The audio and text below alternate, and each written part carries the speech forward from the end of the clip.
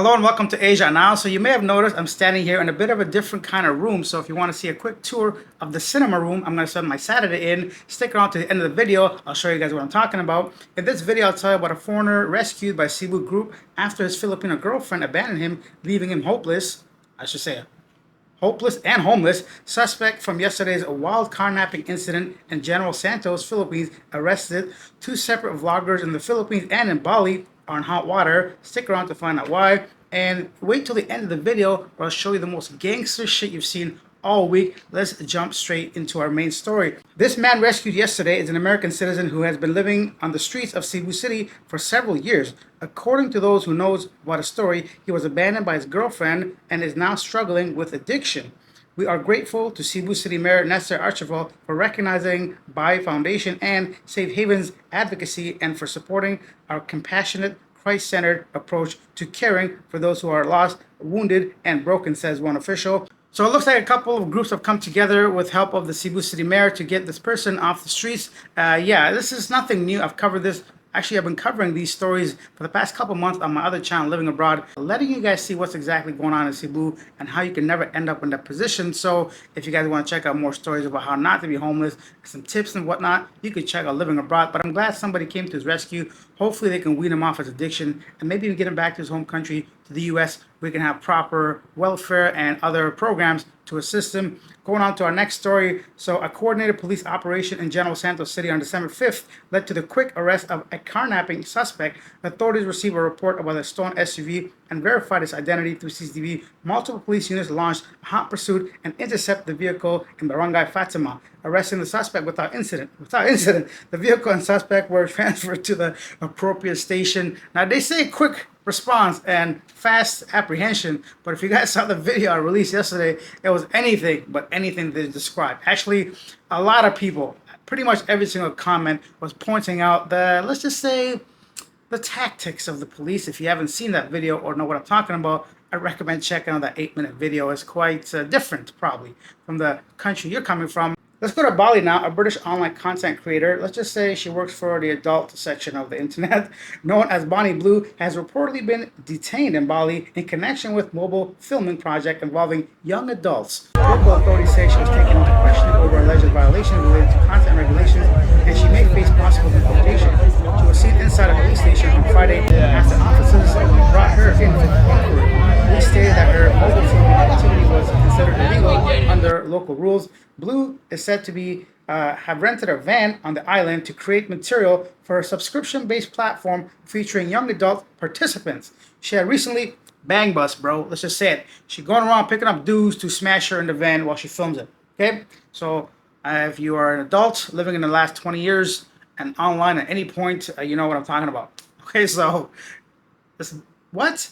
You're going to go to Jakarta, not even Jakarta, Indonesia, Bali, and do this kind of stuff in a Muslim country. Although Bali Island is a bit different from the rest of the country, still, the rules are very strict when it comes to inappropriate behavior. Yeah, so kind of a weird story. What do you guys think of that? Our next vlogger is from the Philippines. A vlogger's license was imposed with a 90-day suspension over his viral video of driving without a seatbelt and using a cell phone. Oh, and he also had fake plates. I mentioned this in yesterday's video, I believe, or I meant to. I can't remember, to be honest. But yeah, what is up with people filming themselves committing crimes? Am I the only person that doesn't want to do that? I feel like it's the easiest way to local authorities or any authorities to track you down and put your ass in prison, potentially. In this case, just a license suspension for 90 days, but other crimes as well. So yeah, if you're a vlogger, be sure whatever you're streaming, recording, doesn't break any laws, because it doesn't take a lot for people to just go ahead and complain. Maybe put you in a position where you have to maybe rethink your content or leave the country in some cases. Next up, let's go to Thailand. A Norwegian man arrested in the Sukhumvit area after attempting to take a Tuk Tuk and later a bicycle. Police said he may be experiencing mental health issues. Officer responded to a report near Sukhumvit 25 where a tuk-tuk driver said the man pushed him off the vehicle and tried to drive away before fleeing on foot. The suspect then allegedly pushed a woman off her bicycle near Sukhumvit 43 and rode off towards Tonglor. Police pursued, and detained him near a hotel at Sukhumvit 55 after he tried to escape. Both victims identified him as the attacker. He was charged with attempted robbery and robbery causing harm. Police later reported that he became disoriented in custody and injured himself by hitting his head on a cell bar. Man's going wild in prison, or at least a holding cell in Thailand. Definitely got to be substances because nobody in their right mind would behave that way.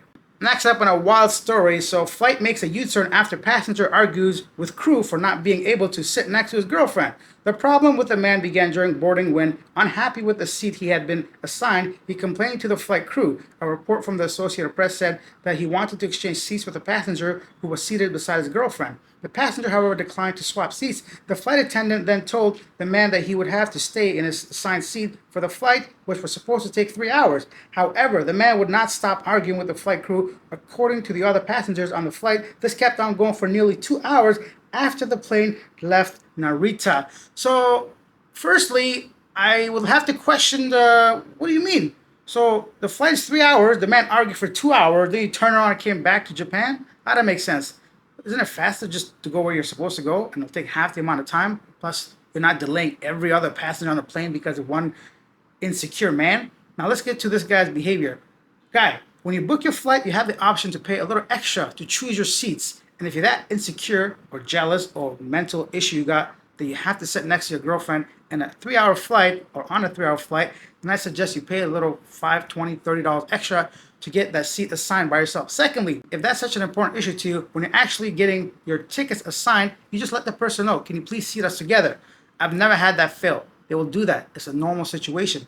And lastly, when the person said no, you cannot sit, what are you going to do? Throw like a temper tantrum? What's wrong with you, man? A grown man behaving this way, absolutely ridiculous. What do you guys think of this whole situation? And then going from somebody very weak to somebody very strong, in Singapore, a commotion ensued when a snake appeared at a coffee shop in Marsiling. But a brave uncle decided to literally take matters into his own hands. A video posted on Tuesday showed the man grabbing the snake with his bare hands and dragging it out while smoking a cigarette. Man, this is what you call aura farming, as the young kids say. Man, don't even gotta try to be smooth. This guy did not give a single, you know what I'm talking about. You just drag a snake while having a cigarette lit. You don't care. He's like, get out of my coffee shop, bro. Yeah, big ups to this grandpa, uncle, whatever you want to call him. That's the type of dude you want on your plane. Now it's time for Yesterday Today, beginning with someone that bought me coffee, which I appreciate, of course. Thank you for sharing your thoughts and for that coffee. If you guys want to show some extra love, extra support, you can go ahead and buy me coffee. The link is in the description down below, or you can scan this QR code if it's easier for you if you're watching it from your tablet or something. And let's go ahead and share a couple comments before I tour you guys around this place a little bit. Eddie says, if you are traveling to another country and knowingly break their laws, you should do as much time as someone born in that country. No easy outs. P.S. Vitaly should tell Putin he would sign up to fight on the front line in the Ukraine if he helps getting him out. Bird says, those street scammers are so annoying, handing you stuff and then asking for money. Too bad the cops do nothing about them. Yeah, a lot of times, yeah, cops don't do nothing. I don't see why. If I was a local authority, I can't wait to see somebody misbehaving like that in my country. Slap him with a fine, kick him out, get out of here, man. Nobody want that. But maybe if you stuck around this long, you enjoy these videos, so perhaps consider subscribing, or maybe you're here just to see what I'm trying to show you. So firstly, this room right here I'm in, let me go ahead and plug this battery in. Actually, it doesn't matter. Yeah, it doesn't matter. It's going to die. So let me go ahead and switch this quick time so you guys can see. And right now I'm here in a cinema room. This room here is pretty awesome. 3 big Lazy Boy style sofas. It's got surround sound, of course, and a big projector to watch your film. And of course, at nighttime, it's a beautiful view of the city from the top floor here.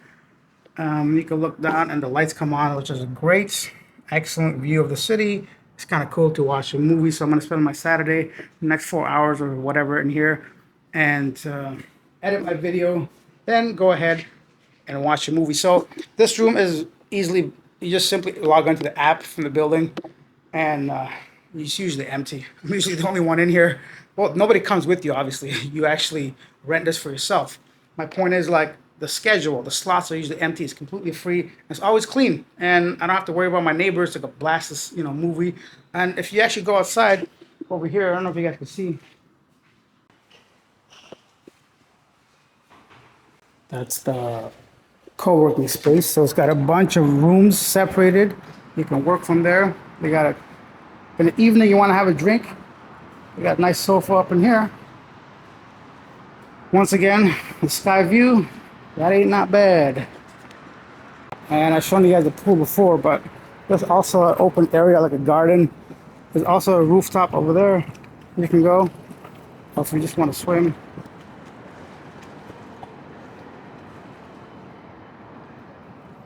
That's the pool. I cannot complain. So I hope you guys have a wonderful Saturday. I'm gonna go ahead and, like I mentioned earlier, edit this video and start watching a movie or something. Thank you guys for watching. Leave your thoughts down below. Leave a comment regarding any of the stories I covered today. And let me know how you're spending your weekend. What are you up to? Anything you want to share, I'd love to hear it. See you. Actually, tomorrow there's not going to be a video.